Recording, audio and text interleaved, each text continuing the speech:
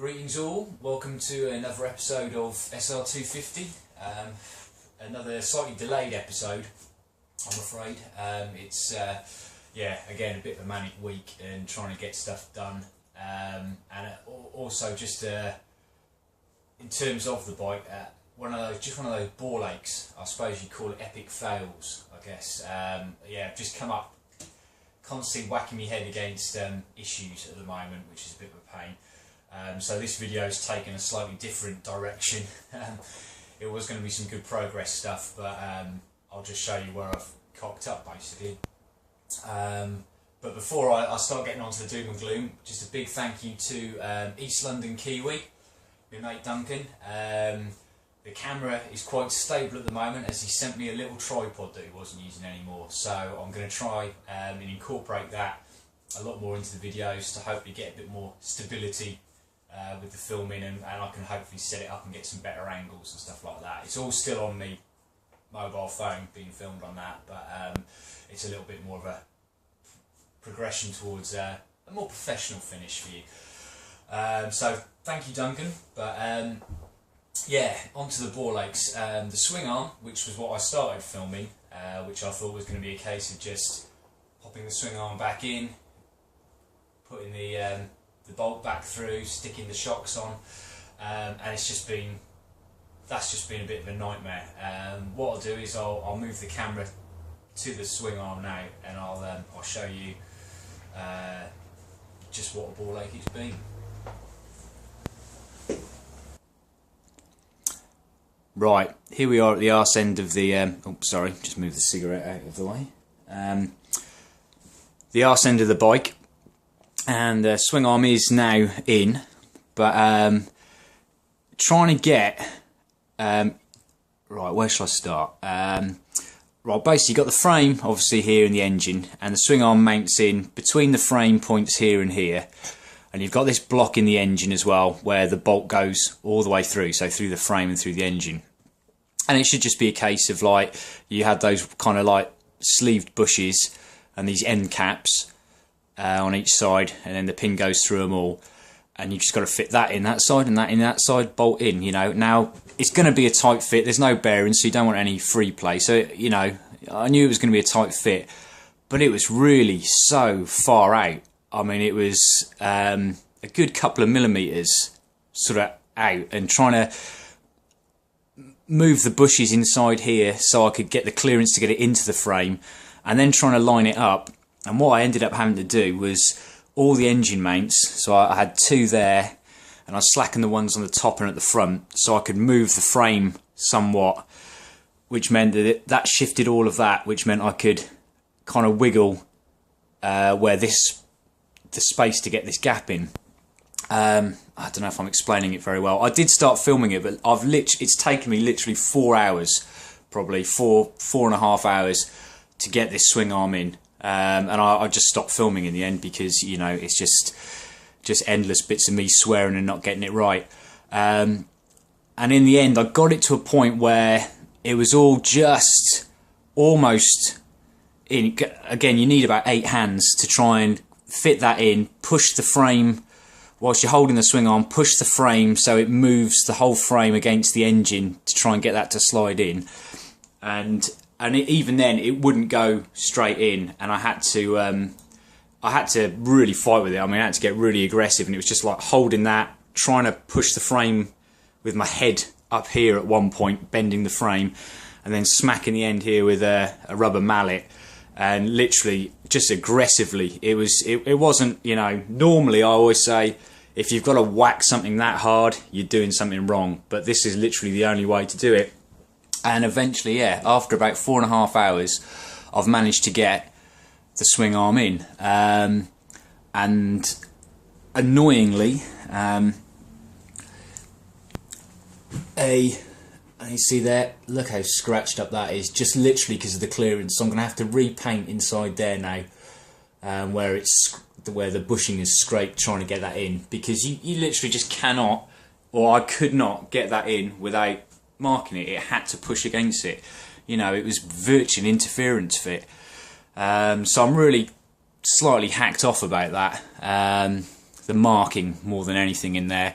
But, you know, I'll just get some good, I've got some satin hammerite or engine enamel, and I'll just paint over that so it doesn't, you know, just to clean it up. But I'm, yeah, not happy about that to begin with. But it is in. Then it's been a complete pig then to try and get these bolts to line back up. And the ones in the top, but a fair bit of wiggling, and that's got that back in.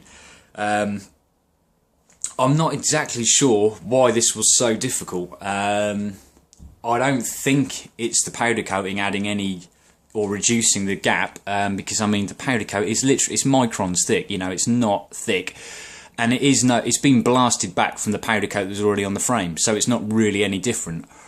I don't think any of the welding or anything would have changed the distance between here, because you've got this great big bar in here and various other structural points that means it's not going to warp. You know, the way you know, when I was cutting and taking stuff out, was making sure that it didn't compromise the integrity of the frame. So again, I'm really just bemused. Maybe it was just a complete bastard to get in and out, I don't know, but it's in.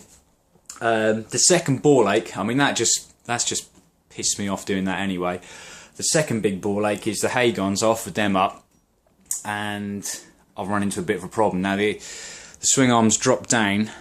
It needs to drop down about another 2 or 3 mils to get the shocks on, but let's see if I lift it up. Hang on a minute. I don't know if you can see there, we've got this little lug on the frame, which the spring for the rear brake pedals on there, so that back, you know, comes back again. That's there, and that when it's down low enough or not low enough, it just hits that, which means I can't get enough distance or enough gap here for the rear shocks, for the Hagons anyway. And I know they are slightly longer than stock on here. I was hoping to be able to get away with it and just increase the ride height, but I've got to work out what I'm going to do. I'm either going to have to get different shocks for that now, like normal size shocks so it does just fit up, or do I lob this off and try and work out another way of kind of holding the spring on there. I don't know, it's a bit of a pain. So that's causing a bit of grief now, and well, that's obviously going to be a bit more expenditure. So I'm a bit hacked off about that. Again, it's all my own fault, all of it. What's the other thing that pissed me off? When I was slackening off all the engine bolts to move the frame to get the swing arm in, as I undid 2 of them. I don't know if that's going to pick up, but threads completely mullered on the end of there. Don't know what I've done there. I hadn't even torqued them down, but something's gone adrift. Maybe I've cross-threaded it. Like I said, I'm having a real shit old couple of days in here. So yeah, so that's bollocks. So I need to get some more bolts, and also, I'm not an engineer, but you got the sort of the shank on here, the smooth shank. I think that makes this a bolt. If it was threaded all the way, I think, even though we call them bolts, it still refers to as, it's a screw technically, and I think to do with the stresses and stuff, that is stronger or something, I don't know.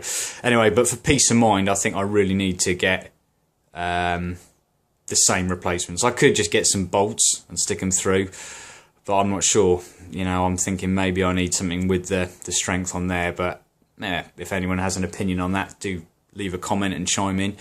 But whatever, I need 2 more bolts now, because 2 of those are actually mullered. So that's really annoying as well. And the other thing we're on to is, yeah, these head race bearings. I've got to try and remove these. And I've just noticed now, normally when you get them in there, you'll have a slight bit of a lip, so you can drift them out. You'll probably see on an earlier video when I took the old ones out, you just put your drift down there, tap them away, and it just catches on the lip and knocks it out. There is virtually no lip on top or bottom here. They're almost flush fit. So I've got literally, again, using the micron, of a tiny bit of a lip there. I've got to just try and catch that with the drift so I can try and tap these out. But again, I've been having a go at these for about half an hour now, and not manage to move them. So yeah, all in all, it's all been a bit of a ball ache. Not overly happy. Managed to fuck up a load of stuff and not get anywhere near as far as I hoped to. So I'll turn off now. I'm going to carry on with the head bearings, sorry, the races in there, see if I can get those out. Yeah, so I've just got lots of stuff that's just delaying me and holding me up, you know. I did foolishly think I've got everything ready to go back together, I can get a bike back together in a weekend. But this tiny little baby bike has caused me a right load of problems and headaches. But there we go, it's all fun. Yeah, I'll turn off, see what I get up to now. If I make any more progress, I'll turn back on an update. If not, this could be the end of the video, and it's just really a non-update. But there we go, rock and roll. What a pain in the arse. I normally love working on bikes, as you know, but this has tried my patience, just from frustration factor really. It's taken me over an hour with a couple of roll-up breaks to get the races out of here. Again, just with the slither of a lip on there to try and tap them out, but eventually we got there and done it. I made my life even more difficult for myself, and I thought I'm just going to try, last attempt, I'll switch the races round just in case, because the two races are slightly different, see if that makes any difference. So I've tapped those back in, and no difference. I can't mix up the bearings. There literally is only one way you can put the bearings on the stem of the bottom yoke. So those I know I can't change. So yeah, change the races round, still nothing. I'm 99.9% sure that they're the wrong bearings for this. So then another 45 minutes trying to tap those back out again. So yeah, just really frustrating. So I'm going to go inside now. I'm going to upload this pathetic excuse of a video of getting nowhere. I'm going to try and order myself some more bolts. Do a bit more research on the bearings, and yeah, hopefully at some point soon it'd be nice to have a video that actually shows a bit of progress, wouldn't it, eh? But there we go. Thanks for putting up with it. I'm turning off now. I'm pissed off and I'm tired. Thank you for watching. See you next time.